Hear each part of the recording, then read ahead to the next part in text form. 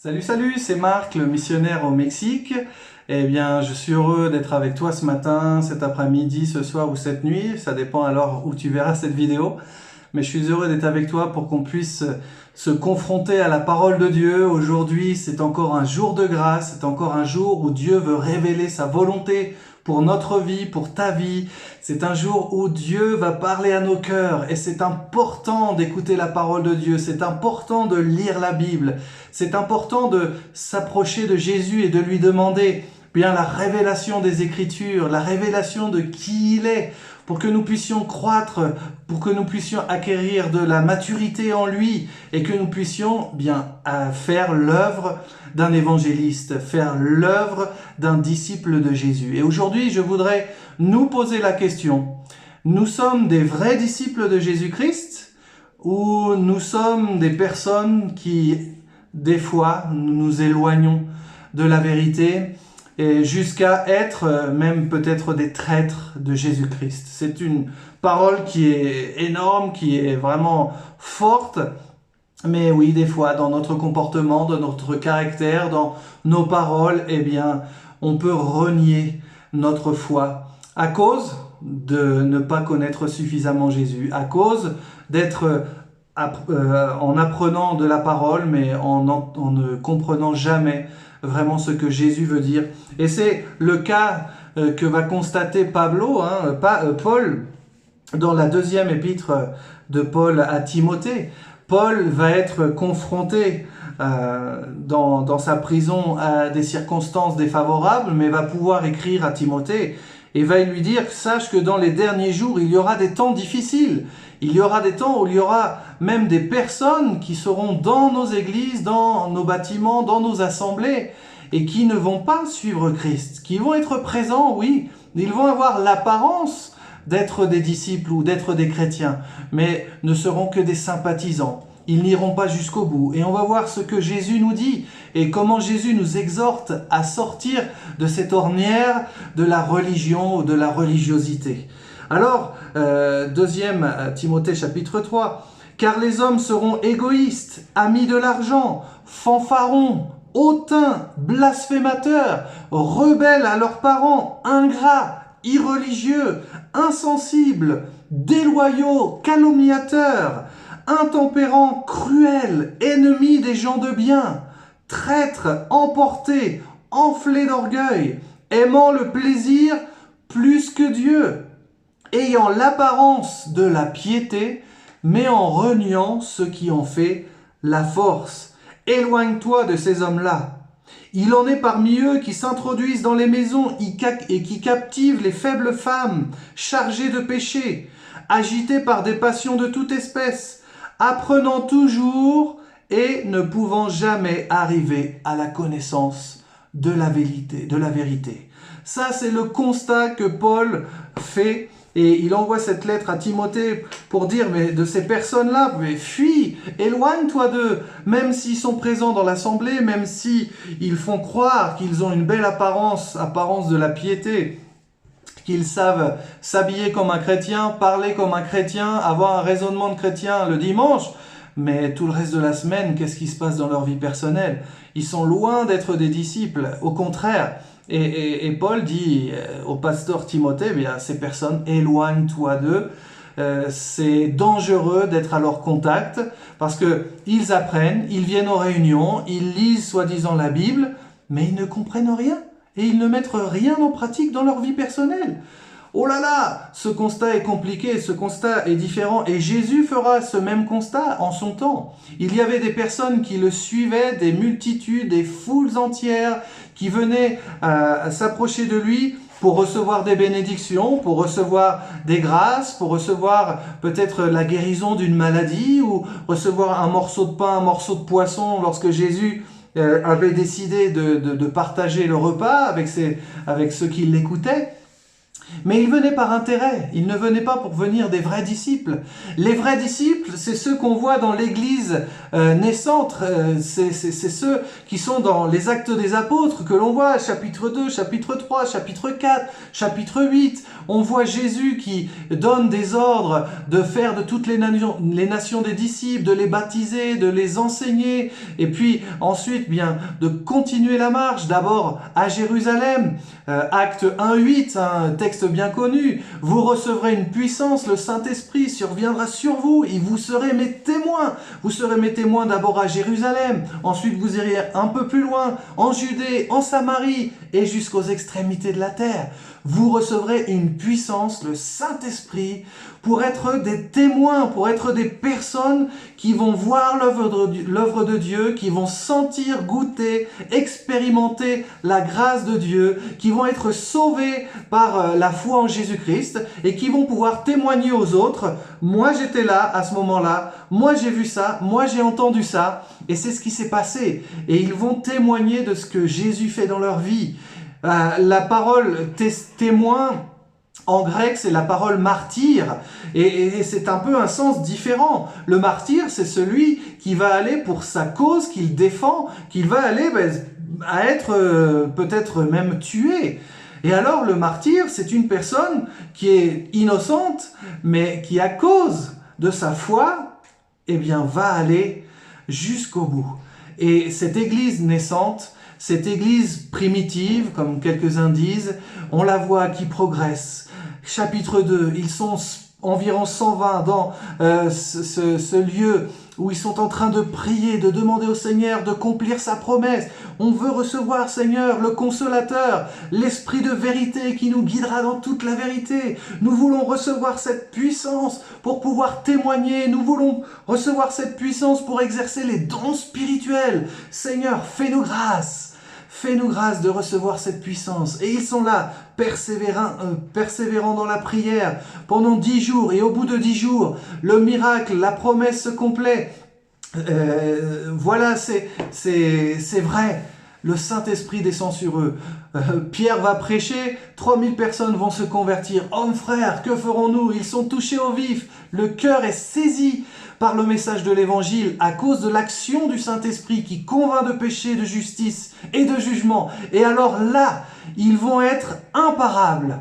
Ça ne va pas être possible qu'ils se taisent, qu'ils restent muets. Ils vont aller dans les villages, ils vont aller dans Jérusalem, ils vont aller prêcher la bonne nouvelle. Il va y avoir des persécutions, c'est pas grave. Pierre va être emprisonné. Le lendemain, on aurait dû le tuer, mais lui, il va être tranquille, il va dormir au fin fond de la prison. Mais parce qu'il sait, il a confiance que son Seigneur lui a dit « Quand tu seras vieux, un autre te ceindra toi-même et tu iras là où tu ne veux pas. » Il avait cette promesse de Dieu et il l'a serrée sur son cœur. Peu importe, je suis en prison, demain ils ont prévu de me tuer, mais Dieu va le délivrer et vous savez l'histoire. Ensuite, personne ne va pouvoir bien les arrêter dans ce mouvement et cette expansion de l'évangile. On disait, le Saint-Esprit ajoutait chaque jour à l'église ceux qui devaient être sauvés. C'est magnifique quand on a cet élan de cœur, lorsqu'on est un disciple de Jésus et qu'on a à cœur de partager l'évangile, de faire tout pour la gloire de Dieu, d'aimer Dieu de tout son cœur, de toute son âme, de toutes ses forces, de toutes ses pensées.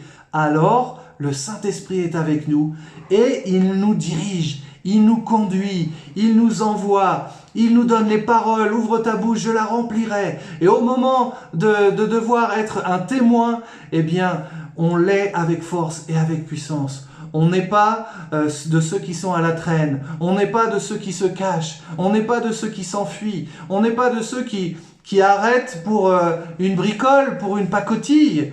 Oh là là, ils ont changé l'heure de la réunion, alors ça me convient plus, je viens plus à la réunion. Oh là là, le frère, la sœur, j'ai l'impression qu'il ne m'aime pas, qu'il m'a regardé de travers, il ne m'a pas salué aujourd'hui. Et voilà qu'on quitte l'assemblée, on quitte l'église pour des pacotilles. Alors que la mentalité du disciple, c'est la mentalité d'un guerrier, de quelqu'un qui est inarrêtable, imparable.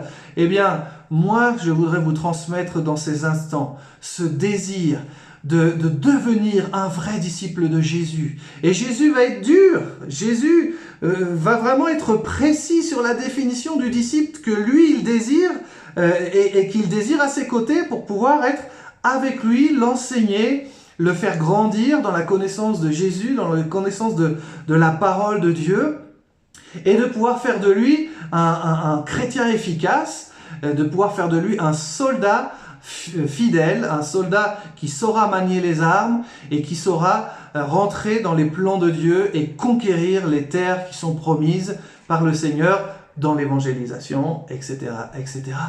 Alors, on veut devenir un disciple de Jésus-Christ, un vrai, pas un peureux qui est caché là-bas au loin et qui attend que les autres fassent le travail et lui qui vient et qui reçoit la gloire. Non, non, non, non, non. On a envie d'être passionné pour Jésus, on a envie d'être avec lui tous les jours jusqu'à la fin du monde et d'accomplir cette grande tâche qu'il nous a donnée, la grande commission. Alors on va voir que Jésus va parler d'une manière vraiment précise. Hein. Ses disciples disaient des fois, ces paroles sont dures, qui peut les écouter? Seigneur, tu nous dis des choses que vraiment on a du mal à croire ou on a du mal à vivre, c'est pas possible. Soyez parfaits comme mon Père Céleste est parfait. Qui peut entrer dans cette perfection, Seigneur? Il n'avait pas l'entendement ouvert, il ne comprenait pas que la perfection, ce n'est pas être ne jamais faire quelque chose de raté ou de mal. Non, bien sûr que d'entrer dans la perfection de Dieu, dans la sainteté de Dieu, c'est être rempli du Saint-Esprit. C'est être comme ces disciples de la première heure qui allaient persévérer dans la prière quand les apôtres étaient emprisonnés. Ils se rassemblaient, ils priaient, ils prophétisaient. Ils avaient la foi et déclaraient la victoire de Jésus-Christ sur son Église. Les portes du séjour des morts ne prévaleront pas sur elle. Alors, vraiment, Jésus était une personne qui avait un enseignement juste, un enseignement louable, des paroles pleines de sagesse, d'autorité. Et aujourd'hui encore, il nous parle et il nous dit au chapitre 8 de Luc, au verset 4. « Une grande foule s'était assemblée et des gens étaient venus de diverses villes auprès de lui. Et il dit cette parabole. » Vous imaginez le contexte ? De loin, des personnes viennent à écouter Jésus, viennent pour voir Jésus, viennent pour recevoir une bénédiction de la part de Jésus. Tous s'attendent à recevoir bien un miracle, une parole de foi, recevoir peut-être une promesse. Tous espèrent recevoir un bénéfice, un intérêt à s'approcher de Jésus, parce qu'ils ne feraient pas des kilomètres à pied pour venir l'écouter. Alors ils sont tous là, à l'écoute de Jésus. Et lui, Jésus, que va-t-il faire? Il va leur parler en parabole. En parabole, il nous est dit après, pour que finalement leur cœur ne comprenne pas, leurs yeux voient mais qu'ils ne voient pas, que leurs oreilles puissent écouter mais ils ne comprennent rien. Parce que cette foule ne voulait pas devenir disciples. Alors Jésus va leur donner une prédication de 2 heures sur comment devenir disciple. Non, on va le lire. Qu'est-ce que va dire Jésus à cette foule qui vient dans l'intérêt de recevoir quelque chose de la part de Jésus? Verset 5. Un semeur sortit pour semer sa semence. Comme il sortit pour semer sa semence, ah là, je suis troublé, pardon. Comme il semait, une partie de la semence tomba le long du chemin. Elle fut foulée aux pieds, et les oiseaux du ciel la mangèrent. Une autre partie tomba sur le roc. Quand elle fut levée, elle sécha, parce qu'elle n'avait point d'humidité. Une autre partie tomba au milieu des épines. Les épines crurent avec elle et l'étouffèrent. Une autre partie tomba dans la bonne terre. Quand elle fut levée, elle donna du fruit au centuple. Après avoir ainsi parlé, Jésus dit à haute voix, « Celui qui a des oreilles pour entendre, entendre. » Point à la ligne, c'est fini. Vous imaginez 1 minute à peine de prédication et une leçon de botanique, comment on fait un jardin potager, comment on sème les graines. Non, mais vous croyez que Jésus, ici, il n'est pas en train d'essayer de filtrer les personnes qui vont venir auprès de lui pour être pour recevoir un quelconque gain. Vous ne pensez pas qu'ici, il est en train de les embrouiller, en tout cas, pas de les embrouiller, mais de leur faire comprendre qu'ils ne peuvent pas comprendre? Vous n'êtes pas en train de voir avec moi que Jésus ne cherchait pas à avoir une grande communauté sur Facebook, des milliers de personnes qui vont s'abonner à sa chaîne, à son canal. Non, non, non, si Jésus était aujourd'hui le pasteur de notre assemblée, je peux vous dire qu'il n'aurait pas beaucoup de renommée comme certains prédicateurs ont la renommée. Les paroles de Jésus, son sagesse, sont pleines d'autorité. Et lorsque lui voit le fond du cœur des personnes qui s'approchent de lui pour recevoir un quelconque gain, mais qu'ils ne veulent pas s'investir, qu'ils ne veulent pas tout donner à Jésus, qu'ils ne veulent pas être des disciples qui ont un rabbi, un seigneur auquel ils obéissent totalement, eh bien Jésus leur parle avec parabole pour qu'ils ne comprennent pas. Et puis, Jésus a de la compassion pour eux, certes, c'est sûr. Et dans Matthieu 9, il nous dit, il voyait les multitudes qui étaient comme des brebis sans berger. Il disait, c'est l'heure de se lever et d'aller à la moisson. Et prier le maître d'envoyer des œuvres dans la moisson, parce qu'elle est prête, la moisson est prête, la moisson est blanche. Il y a des multitudes de personnes qui sont perdues. Mais il faut en faire des disciples. Il ne faut pas en faire des sympathisants. Aller par tout le monde, faire de toutes les nations des disciples, des personnes que l'on va porter jour après jour, que l'on va enseigner, pour lesquelles on va prier, avec lesquelles on va prier, avec lesquelles on va les accompagner à venir se rassembler dans un groupe de personnes comme nous. L'église, c'est pas un bâtiment, c'est pas un monument, c'est des personnes en action, des disciples de Jésus qui ont la même motivation, le même feu pour lui, et que personne ne peut arrêter, comme on l'a vu dans Actes des Apôtres. Alors, quand on va faire de toutes les nations des disciples, on ne va pas faire de toutes les nations d'un coup des disciples. On va prendre un disciple, 2 disciples, 3 disciples. Vous imaginez, Jésus, lui, il en a pris 12, alors que c'est Jésus, alors que c'est le Fils de Dieu. Et il en a juste pris 12 pour être avec lui tous les jours et les enseigner. Ils étaient enseignés à voir ce que Jésus faisait, à entendre ce que Jésus disait, et à reproduire la vie de Jésus et son enseignement. Mais il n'en a pas pris 1000, 10 000, 20 000 avec lui pour les faire de eux des disciples. Bien sûr que non, ce ne serait pas possible. Alors chacun de nous sommes appelés à faire minimum un disciple. Et une fois qu'on a fait un disciple, celui-là sera un vrai disciple, il pourra faire un autre disciple. Et moi, je vais m'occuper d'une autre personne. Je vais aller vers ceux qui sont perdus. Et je vais leur enseigner par ma vie, par mes paroles, par mon comportement, par mon temps consacré pour eux, des fois par mon économie, mes finances que je vais consacrer pour eux. Qui est Jésus? Comment est Jésus? Et comment devenir un vrai disciple de Jésus-Christ?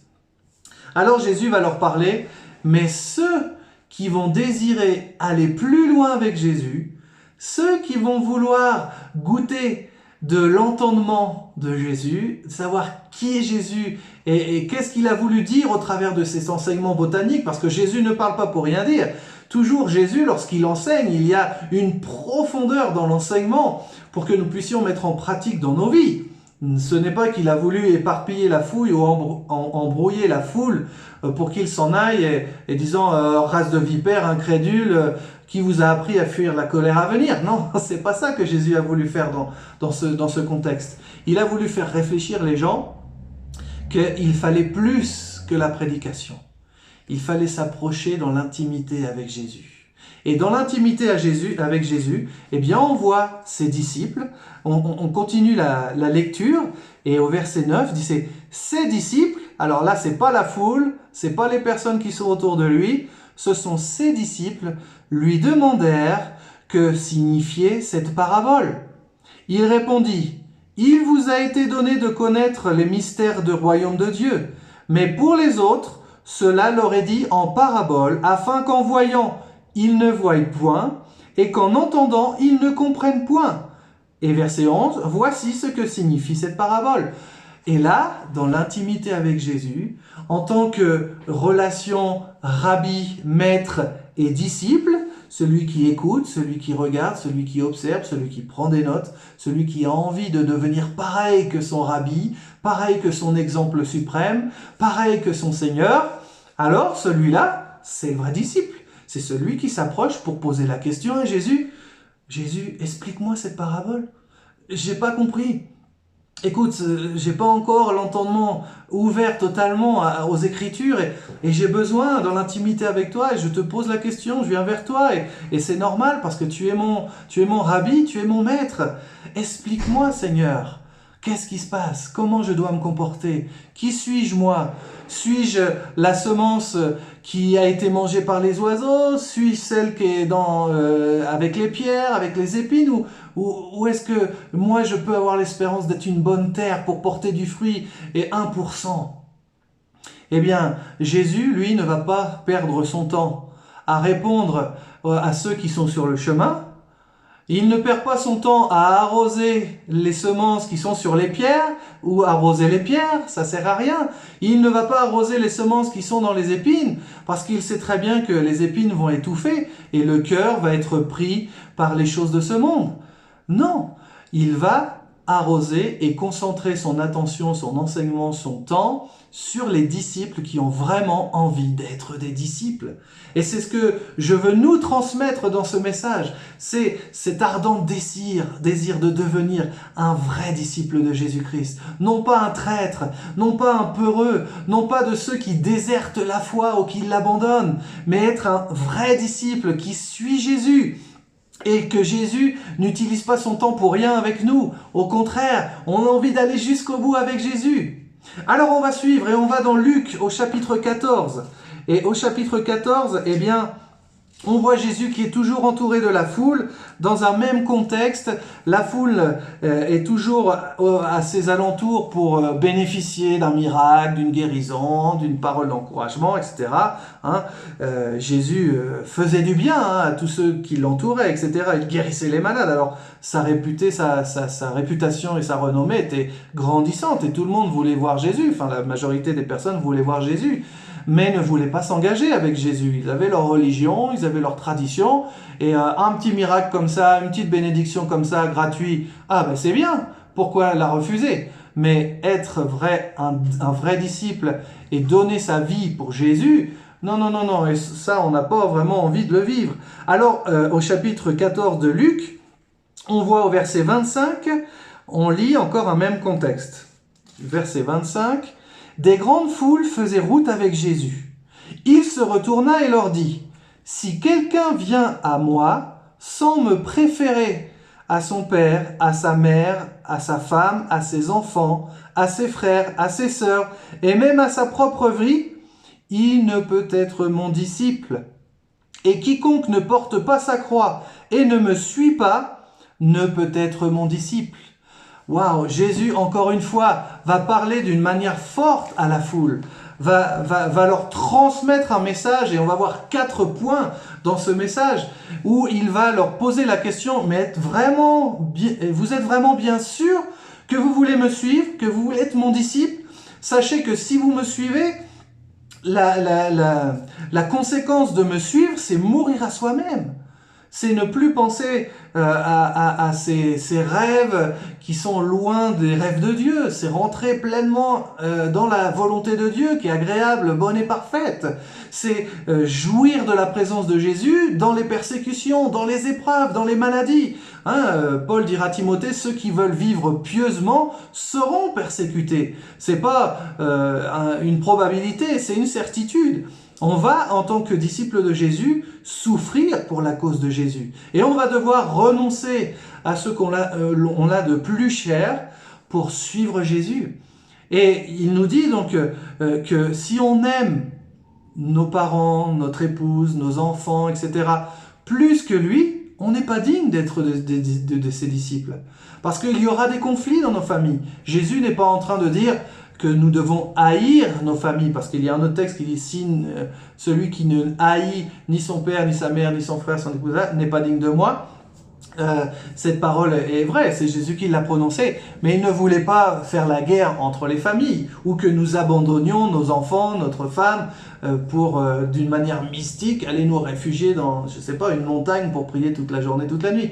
C'est pas ça que Jésus veut. Quelquefois, oui, on peut aller faire un temps seul dans la prière, hein, pour vaquer à la prière, mais rapidement, le couple doit revenir ensemble afin qu'il n'y ait pas de tentation et de péché.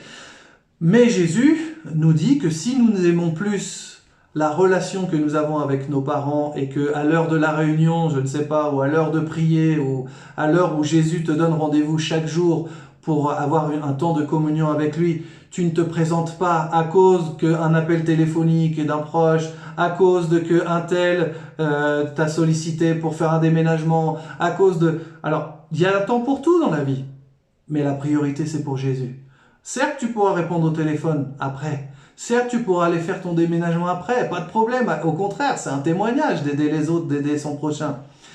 Mais si tu le fais à la place que c'est l'heure de rencontrer Jésus, ou que c'est l'heure d'avoir cette intimité avec ton rabbi, ton maître, pour écouter les paroles bienfaisantes de son enseignement, pour l'appliquer à ta vie, à ton cœur, et vivre une vie débordante de vitalité spirituelle, eh bien là, tu es dans le péché. Là, tu ne peux pas être son disciple. Alors, Jésus va nous enseigner. Premièrement, on doit ne pas aimer plus les personnes que Jésus. La priorité, c'est Jésus. Tu aimeras ton Dieu de tout ton cœur, concentré totalement sur lui. Alors, on suit la lecture.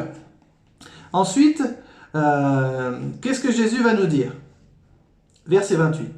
« Car lequel de vous, s'il veut bâtir une tour, ne s'assied d'abord pour calculer la dépense et voir s'il a de quoi la terminer, de peur qu'après avoir posé les fondements, il ne puisse l'achever et que tous ceux qui le verront ne se mettent à le railler ou à se moquer de lui en disant « Cet homme a commencé à bâtir, et il n'a pu achever ». Vous imaginez le témoignage des autres quand on commence à suivre Jésus, on s'engage avec Jésus, on est tout feu, tout flamme pour Jésus, on a décidé de donner notre vie à Jésus, et petit à petit, on laisse le monde prendre de plus en plus d'emprise dans notre cœur, on laisse nos pensées divaguer et ne plus être concentré sur tout ce que on doit penser, par exemple dans Philippiens 4, 6, 8, non? Tout ce qui est digne de louange, tout ce qui est bon, honnête, pur, etc. Si on commence à défocaliser sur le monde et sur ses attraits, alors on tombe sur un on devient paralysé, pardon. Et on n'avance plus, on ne construit plus notre vie spirituelle, on ne lit plus notre Bible, on ne va plus à l'assemblée, on n'évangélise plus, enfin bon, on ne donne plus notre offrande, on n'adore plus le Seigneur, et puis on ne prie plus. Ça, c'est la vie spirituelle qui est paralysée. Pourquoi? Parce qu'on ne s'est pas assis avant de construire pour réfléchir au coût de la vie chrétienne, à ce que cela nous va coûter, au sacrifice que nous allons devoir faire pour vivre avec Jésus comme un disciple de Jésus. Hein, on voit Matthieu, Lévi au péage, eh bien il va se lever, suivre Jésus, il va laisser de côté son travail. Alors, Jésus ne dit pas d'abandonner notre travail, mais bon, c'est des exemples d'élan spirituel pour suivre Jésus, parce qu'il voyait que là où il était en train de pécher, quoi. La majorité des péagers étaient des collaborateurs avec l'Empire romain à l'époque, et puis je ne veux pas juger Lévi, hein, parce qu'un jour je vais me retrouver en face de lui là-haut, et je voudrais pas qu'il me dise « Oyez Marc, quand t'as prêché tel jour, là, t'as dit un peu des choses bizarres de moi, c'était pas du tout ça. Hein. » Bon, mais en règle générale, ben voilà, il a changé de position, il a voulu suivre Jésus. Ça, c'était pareil pour les fils de Zébédée. On imagine qu'ils avaient leur commerce, pêcheurs, sur la barque, et puis Jésus leur dit venez, quoi, Pierre, viens, je te ferai de toi un pêcheur d'hommes. Et bien du jour au lendemain, il va laisser le commerce familial pour suivre Jésus et devenir un apôtre. Alors c'est merveilleux quand Jésus nous appelle et quand il nous donne les capacités de devenir un enfant de Dieu, lorsqu'on naît de nouveau, lorsqu'on vit une vie par le Saint-Esprit, sous l'onction du Saint-Esprit, on voit des miracles, on exerce les dons spirituels, on voit des âmes se convertir. Ça, c'est la vraie vie chrétienne, la vie chrétienne normale. Mais au fur et à mesure, le temps passe et on n'entretient plus suffisamment la flamme. Et malheureusement, bien, ça peut nous arriver, de disciples fervents, on commence à tomber et dégrader notre relation avec Jésus. Et on s'éloigne de lui. Et on est là près du feu, comme Pierre, le jour de la crucifixion. Mais toi, t'appartiens au clan de Jésus, toi. Non, moi, non, je connais pas ce gars-là. Mais, toi, je t'ai vu, t'étais avec lui, toi, quand il était dans le jardin de Gethsémane. Moi? Non, c'était pas moi. Ah, attends, Pierre, ton langage te fait reconnaître. Tu étais avec lui. Et là, oui, il est bien obligé, à un moment donné, d'avouer, quoi. Et il a renié le Seigneur. Il s'est éloigné du premier amour. Je ne le juge pas, parce que sûrement, eh bien, j'aurais fait exactement pareil. Mais ce que je veux nous faire prendre conscience dans ce moment, c'est qu'on doit revenir à Jésus-Christ. Il nous attend les bras ouverts. Il nous attend pour nous bénir. Il nous attend pour continuer à construire cette tour, pour que personne ne puisse se moquer de nous et par voie de conséquence se moquer de lui. Parce que nous sommes le reflet, l'image de Jésus sur cette terre. À l'amour dont vous avez les uns pour les autres, le monde verra que vous êtes mes disciples. Vous n'êtes pas du monde, mais vous vivez dans le monde. Alors il faut absolument que vous puissiez être mes disciples, être remplis d'amour les uns pour les autres, vous édifier comme une maison spirituelle, jusqu'à former une tour solide, fondée sur le roc, la parole, Jésus-Christ. Et alors, cette tour sera vue. Et alors vous serez la lumière du monde, parce que la lumière, on ne la met pas sous le boisseau, mais on la met sur le haut de la montagne, sur le haut de la tour, pour que les autres voient autour que si c'est possible d'être un vrai disciple de Jésus-Christ, de suivre le Maître et d'être béni en abondance, d'être sauvé et de pouvoir partager cette bonne nouvelle. Alors Jésus va continuer. Vous êtes bien sûr de vouloir être mes disciples? Est-ce que vous avez calculé à la dépense? Est-ce que vous ne voulez pas qu'un jour, eh bien, les autres se moquent de vous parce que vous aviez dit que vous étiez chrétien et aujourd'hui vous êtes pire qu'un infidèle? Non. Il faut dès aujourd'hui décider de se remettre totalement au Seigneur. Alors pour ceux qui toutefois n'étaient pas encore convaincus et étaient sceptiques, il va continuer son enseignement. Après la tour, il va dire... verset 31, où quel roi qui va faire la guerre à un autre roi ne s'assied d'abord pour examiner s'il peut, avec 10 000 hommes, marcher à la rencontre de celui qui vient l'attaquer avec 20 000, le double. S'il ne le peut pas, tandis que cet autre roi est encore loin, il lui envoie une ambassade pour demander la paix. Oh là là. Et bon, il suit au verset 33. Ainsi donc, quiconque d'entre vous ne renonce pas à tout ce qu'il possède ne peut être mon disciple. Jésus est en train de nous dire que nous sommes des guerriers, que nous sommes des soldats. Nous avons été enrôlés dans son armée. Et quel est le soldat qui va à la guerre, qui se retrouve sur le front et qui, voyant les ennemis qui commencent à prendre leur fusil et à lui tirer dessus, va courir vers son commandant à dire « Oh, commandant, qu'est-ce qu'ils sont en train de faire? Ils sont en train de me tirer dessus avec des balles réelles. Oh, mais je vais mourir, moi !» Et non, le soldat est tout à fait conscient que lorsqu'il va à la guerre, eh bien, il y va dans un but pour défendre ses positions, pour défendre son territoire, pour défendre son pays, pour défendre sa cause, et que le risque majeur, bien, c'est la mort. C'est d'être tué par l'ennemi. Alors Jésus leur dit à cette foule de personnes qui sont intéressées, pour la plupart, Je ne vais pas non plus tous les critiquer, parce que sûrement que grâce à cet enseignement, Jésus a fait réfléchir certains et qui se sont enrôlés dans l'armée du Seigneur. Mais quel est celui qui va signer le contrat pour entrer dans l'armée et qui n'est pas conscient que sa vie est en péril lorsqu'il va aller à la guerre, qu'il va falloir qu'il s'entraîne dur, qu'il va falloir qu'il soit soumis aux ordres de ses chefs, qu'il va falloir qu'il vive dans la communauté avec les autres soldats en les respectant, en se faisant respecter, qu'il va falloir faire des fois des tâches qui sont bien disgracieuses. Il va falloir des fois marcher de nuit avec les intempéries, porter son sac, avoir les chaussures, les Rangers, et avoir des cloques aux pieds. Bien sûr, ça fait partie de l'armée. Ça fait partie de ce que Jésus nous offre lorsque on s'enrôle dans son armée, lorsqu'on devient ses disciples. Ça fait partie de l'expectative des personnes qui suivent Jésus.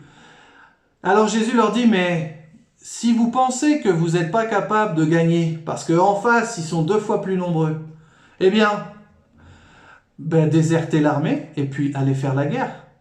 Allez faire la paix. Allez voir le monde, allez voir Satan, et dites-lui, bon, Satan, est-ce qu'il n'y a pas moyen de faire un traité de paix entre toi et moi? Bon, moi je veux être chrétien, tu sais, moi j'aime bien aller à l'église, c'est sympa, on s'occupe de moi, on boit le petit café, des fois il y a un petit repas ensemble, bon c'est sympa quoi, j'aime bien moi aller avec les chrétiens, tout ça, mais bon, ouais non, de là à mourir à moi-même, porter ma croix, suivre Jésus tous les jours, non mais il faut que j'ai un petit peu d'intimité, un peu mon jardin secret quoi, je vais pas, non, alors s'il te plaît, bon, le dimanche tu pourrais pas me laisser un peu tranquille?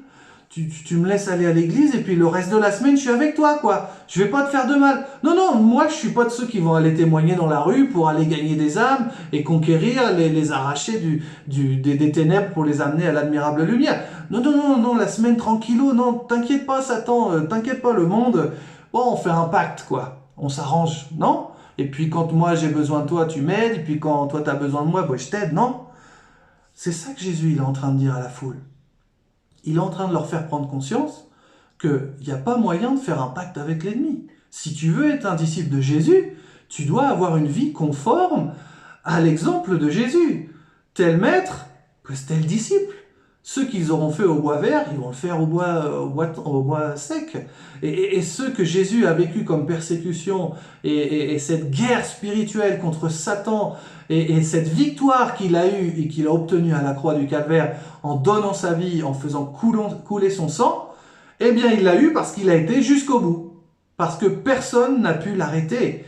Il savait quelle mission il devait accomplir et il l'a accompli jusqu'au bout. Et même dans le jardin de Gethsémané, quand il était en agonie totale, eh bien il a dit, non pas ma propre volonté, mais la tienne, Seigneur. Et alors, il a bu de cette coupe amère et il a été au sacrifice. Lui, l'agneau de Dieu, qui est venu pour effacer, pour libérer, pour pardonner le péché du monde. Sommes-nous de ses disciples? Ou sommes-nous de ceux qui font la paix avec le monde parce qu'on déserte ou parce qu'on est démotivé? Et moi, je ne connais pas bien l'armée, mais il paraîtrait que dans l'armée, quand il y a des déserteurs, eh bien, quand ils retrouvent ces déserteurs, la peine, c'est la peine de mort. Et lorsqu'il y a dans l'armée des éléments qui sont perturbateurs et qui viennent pour décourager les troupes, eh bien, ces personnes, pareil, je crois que c'est la peine de mort, parce que un peut décourager toute une troupe, tout un bataillon. Alors il vaut mieux, dit l'armée, eh bien, couper la racine, arracher la racine quand elle est encore jeune, que quand c'est trop tard et que quand c'est la rébellion dans tout bataillon. Donc, soyons conscients, lorsqu'on nous engage avec Jésus-Christ, que c'est pas un jour, c'est pas 2 jours, c'est pour l'éternité. Et on va être des soldats, des guerriers du Seigneur, pour être comme un David qui se confronte à Goliath et qui dit « Je viens au nom de l'Éternel des armées ». Et toi qui me traites de chien et qui dit que je suis venu avec un bâton pour te vaincre, eh bien tu vas voir comment le Seigneur va me faire gagner la victoire. Parce que avec Jésus, eh bien nous avons la majorité. Si Dieu est avec nous, qui sera contre nous? Jésus va continuer ces exemples et on va continuer notre lecture. Et il dit, donc le sel, verset 34, est une bonne chose. Mais si le sel perd sa saveur, avec quoi l'assaisonnera-t-on? Il n'est bon ni pour la terre, ni pour le fumier. On le jette dehors, que celui qui a des oreilles pour entendre, entende. Même discours, même conclusion que on l'a vu dans Luc 8, que celui qui a des oreilles pour entendre, entende. C'est-à-dire que celui qui veut vraiment être engagé avec le Seigneur et qui désire ardemment de tout son cœur donner sa vie à Jésus et être un disciple, un vrai disciple, un guerrier de Dieu, eh bien, il doit mettre en pratique ce qui est marqué. Et il doit être motivé jusqu'à la fin. Là, Jésus va nous parler du sel qui n'a plus de saveur. Le sel qui a de la saveur, c'est les disciples de Jésus-Christ. C'est ceux, lorsqu'ils parlent de Jésus, il y a toujours des paroles de bonté, il y a toujours de l'espoir, de l'espérance, il y a toujours de la vie divine en eux, il y a toujours l'onction du Saint-Esprit, il y a toujours l'exercice des dons spirituels. Et cette vie en abondance que Jésus nous promet, c'est celle du disciple, qui est le sel de la terre, qui est la lumière du monde. Ils sont peu, ces disciples. Et on pourrait comparer, en fait, quelques grains de sel qui sont dans cette main-là, en face de la multitude qui n'a plus de saveur parce que eux ne désirent pas être des vrais disciples pour la plupart. Et donc je pourrais avoir cette main-là remplie d'une montagne de sel mais qui ne sert à rien. Ça sert à rien de le mélanger avec la terre parce que ça va rien donner, au contraire. Ça sert à rien de le mélanger avec le crottin ou le fumier pour faire donner de la croissance aux plantes. Ça sert à rien du tout. Non, pourquoi? Parce qu'il a plus de saveur, il est inutile. C'est mieux de le jeter plutôt que de le mélanger avec les troupes qui sont déjà présentes, les disciples de Jésus-Christ. Vous imaginez un petit peu de sel dans cette main, et ici une grosse poignée que je viens rajouter avec les autres. Eh bien, Jésus, qu'est-ce qu'il va faire de ça? Ça ne l'intéresse pas, lui, d'avoir une montagne de sel qui sert à rien. Quelques petits grains à l'intérieur qui sont utiles. Mais non, il va concentrer ses efforts sur le peu de disciples qui en veulent pour lui. Et puis, c'est dommage pour cette foule et cette multitude qui ne voudra pas être engagée avec le Seigneur, mais il va la jeter. Parce que ça ne sert à rien d'avoir des églises immenses, avec des bâtiments géants, remplis de personnes à chaque réunion, si les cœurs ne sont pas touchés par le Saint-Esprit, si ce ne sont pas des vrais disciples de Jésus. Eh bien, Jésus, lui, il a décidé. Il préférait avec lui avoir 12 apôtres, avoir quelques personnes qui étaient autour, ceux qui voulaient, et puis il était en train tous les jours de leur enseigner ce qu'est un vrai disciple et quel est le prix d'être un vrai disciple. Alors, mon ami, mon frère, ma sœur, qu'est-ce que tu veux? Est-ce que tu as décidé de devenir le vrai disciple de Jésus-Christ? Est-ce que tu as décidé de combattre aux côtés de Jésus-Christ et de son armée? Est-ce que tu as décidé d'exercer dans ta vie de tous les jours un ministère de la réconciliation, être ambassadeur pour Christ? Ou tu veux continuer de te mettre à part, tu veux continuer d'être au dernier rang, tu veux continuer d'être présent, d'écouter, mais tu n'en sors avec aucun enseignement pratique. Malheureusement, eh bien, tu restes dans ta vie rachitique spirituelle, jamais ça grandit. La première épreuve, eh bien, tu t'abaisses, tu tombes en dépression, tu es toujours négatif. Ou alors quand vient la sécheresse, eh bien, tout de suite, tu cherches de l'ombrage à l'ombre de ce monde. Ou alors quand tu tombes sur le terrain et que tu es foulé aux pieds ou que tu es mangé par les oiseaux, eh bien, là, tu te plains. Tu cries, tu désespères, tu lèves le poing contre Dieu. Pourquoi m'as-tu abandonné? C'est pas ça que Jésus veut. Lui, il veut des disciples qui sont prêts à confronter toutes les situations. Et je vais terminer par un texte qui me paraît important pour nous rappeler que des témoins, il y en a eu avant nous. Des disciples de Jésus, il y en a eu avant nous. Et on voit dans ce merveilleux chapitre 11 des Hébreux où il nous est parlé des témoins de la foi, de ces héros de la foi qui avaient une foi qui transportait les montagnes, qui ont fait des choses, qui ont vécu des choses pour le Seigneur jusqu'à être maltraités. On voit que dans cette liste, versets 36 et 37, Et c'est pour nous encourager que je dis ça, non pas pour nous décourager, mais pour nous dire qu'il faut aller jusqu'au bout avec le Seigneur et que de toute manière, mourir est un gain. Paul dira, c'est bien si je suis là, j'ai une tâche à accomplir, je dois évangéliser, je suis un envoyé, je suis un apôtre et donc je vais aller dans ce ministère et je dois parler aux grands de ce monde et je vais aller prêcher à César. C'est ma vie, c'est mon ministère, c'est la prophétie qu'il y a eu sur ma vie. Je sais que Dieu ne ment pas et qu'il va l'accomplir.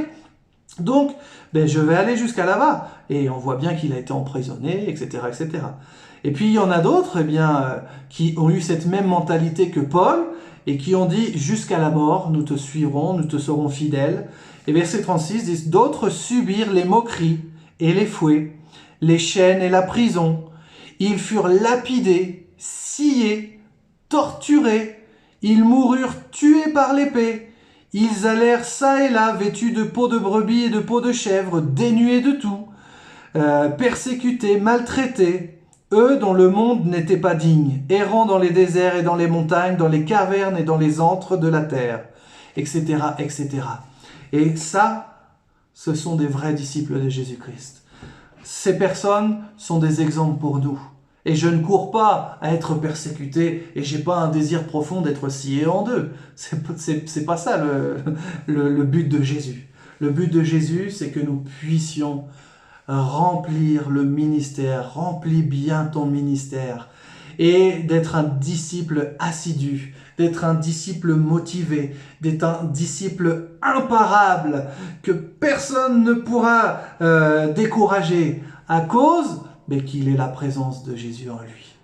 Alors, si nous sommes dignes d'être un disciple, c'est merveilleux. Continuons avec cet élan, continuons avec ce désir ardent de plaire au Seigneur et d'aller gagner les âmes pour lui.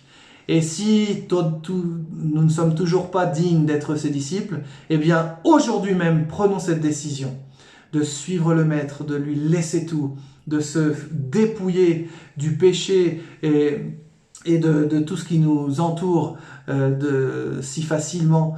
Et nous voulons fixer les yeux sur Jésus, fixer les regards sur lui qui est le Maître et le rémunérateur de la foi. Et on veut le suivre de tout cœur et lui dire « Seigneur, aujourd'hui, je donne ma vie totalement, je la repose entre tes mains. Je désire, Seigneur, être un disciple qui est rempli de motivation, rempli de force, rempli du Saint-Esprit. Qu'importe ce qu'il m'arrivera, Seigneur, je sais que l'épreuve sera là, mais tu m'aideras à en sortir. L'épreuve n'est jamais aussi grande et aussi forte que ta main, que ta puissance dans ma vie. Je sais, Seigneur, que aujourd'hui, j'accepte de mourir à moi-même. J'accepte de prendre chaque jour ma croix et de te suivre sur le chemin de la vie éternelle. J'ai cette joie, j'ai cette allégresse dans mon cœur d'avoir un Seigneur, d'avoir un Sauveur qui m'a libéré, qui m'a racheté, qui m'a donné l'opportunité d'une vie nouvelle. Et c'est cette opportunité que je veux saisir. Jusqu'au bout, je veux te suivre, Jésus. Au nom de Jésus, Amen. Amen. Que Dieu vous bénisse. Salut, salut.